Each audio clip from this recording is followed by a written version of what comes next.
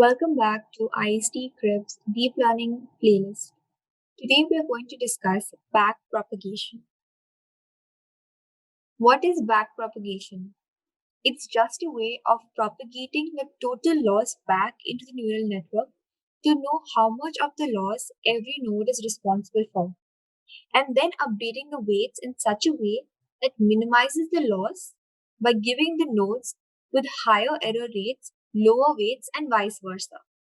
So here nodes means neurons and the loss is the inaccurate value that came as an output.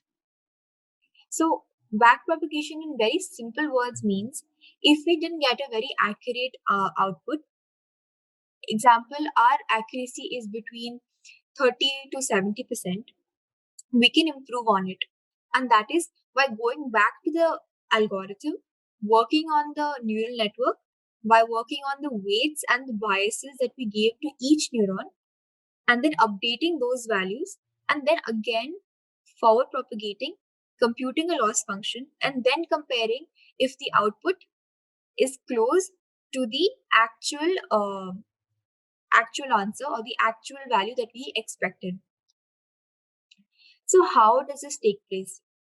So after forward propagation has been calculated or has been happened, we have to calculate something known as a loss function, which is represented by the letter L.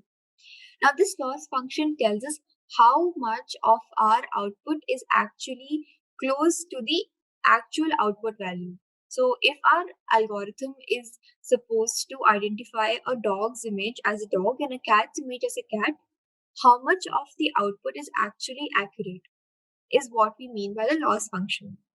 So if our accuracy is, like I said, is very low, we can go back to the neuron, change the weight and the bias values that we give, and then come again, compute with the same input value, which is x. So we have changed our W and V to another W and V value, and then again moved ahead and found another loss function so that our accuracy is somewhat better than what it was before. And this is how we are training our entire algorithm to give a better answer and something which is more accurate. And this is how we also learn as a child.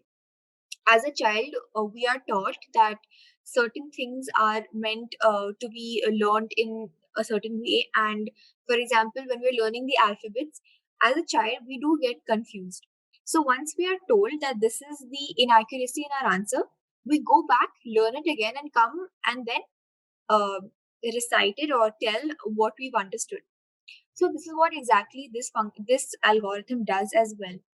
It computes the answer. It realizes that it may be wrong by checking through a loss function, and then goes back again, learns again, and the learning happens through updating the W and V values of each neuron, and then coming back and giving another output, and then checking the accuracy.